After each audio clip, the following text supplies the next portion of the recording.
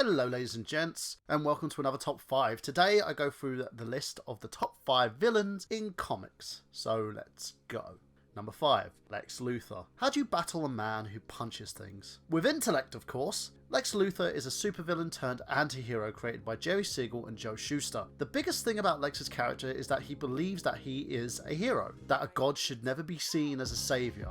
With each iteration of Lex, someone has brought something new to the table. He's sadistic, cunning, aggressive, and completely and utterly manipulative. Unlike most who want to kill Superman, Lex wants to humiliate him, showing the world that he is nothing more than an insect, someone who's not worthy of being the savior that Metropolis needs. Think Tony Stark, but with a grudge and an overwhelming superiority complex.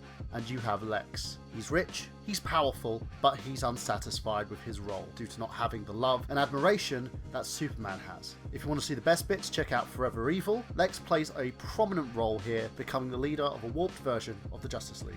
Number 4, Ras al Ghul.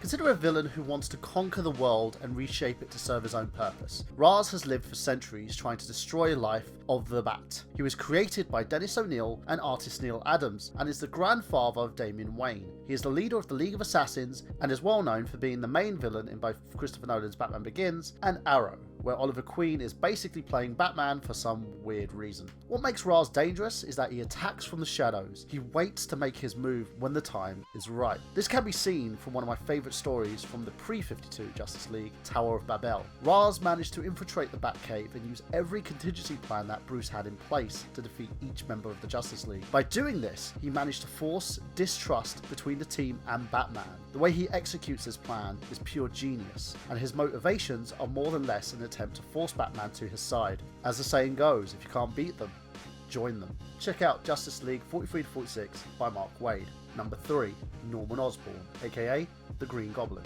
If there's anyone who is ingrained in the life of Peter Parker, it's Norman Osborn. From a man who's single-handedly behind the Clone Saga, to the death of Aunt May, an individual who was so sadistic he made Peter question whether or not he killed Gwen Stacey. Osborn has done everything from torturing Spider-Man to taking control of S.H.I.E.L.D. in an attempt to overthrow Asgard. The guy is sadistic, intelligent, menacing, and at the same time there is no one in the 616 who can even compare to this monster.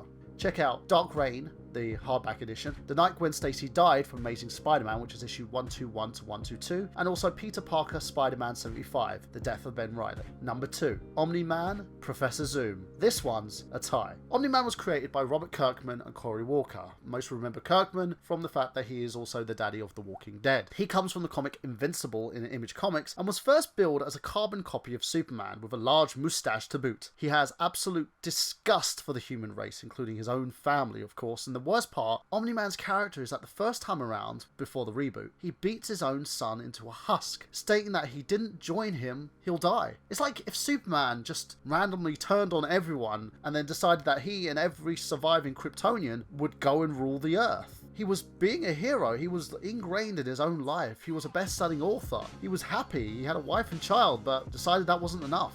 Zoom, however, was created by John Broome and Carmine Infantino, but it was later reimagined by Jeff Johns to seem like kind of a Norman Osborn type of character in a sense, because he was in control of every aspect of Barry Allen's life. He would go from Barry's mum dying to the transition that Barry would make into the Flash, to the point where he also seemed like kind of a mentor in a sense, a sadistic one to Barry Allen. He even went on taunting Barry when Barry changed the world for the worse with the Flashpoint Paradox. He gloats on how Barry's selfish behaviour caused the fracture in time, and how he would refuse to even help him repair it. Check out Zoom's origins in the Flashpoint Paradox and Flash Rebirth, the pre-New 52, and also Brightest Day. And if you want to check out some of Omni-Man's titles, you can do in Invincible 1. And finally, number 1.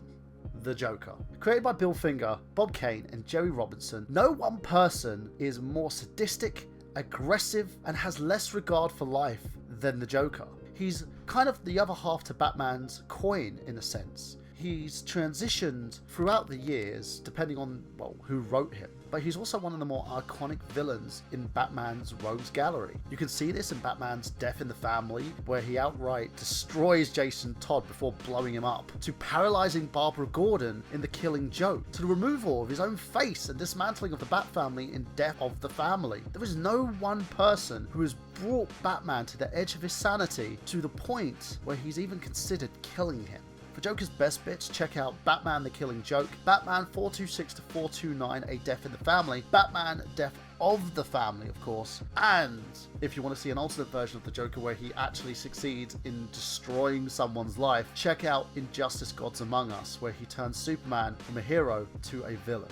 That's it from me, folks, and tell me what you think of this list. Do you agree? Disagree? Who would you have chosen for the top 5 most villainous characters in comics? And remember, guys, this is my list. It's not anybody else's list. This isn't set in stone. So if you do have gripes with the villains that I put in this list, tell me your top 5 and tell me the reason why you disagree, because as always, these videos are based on discussion, so I want to hear from you.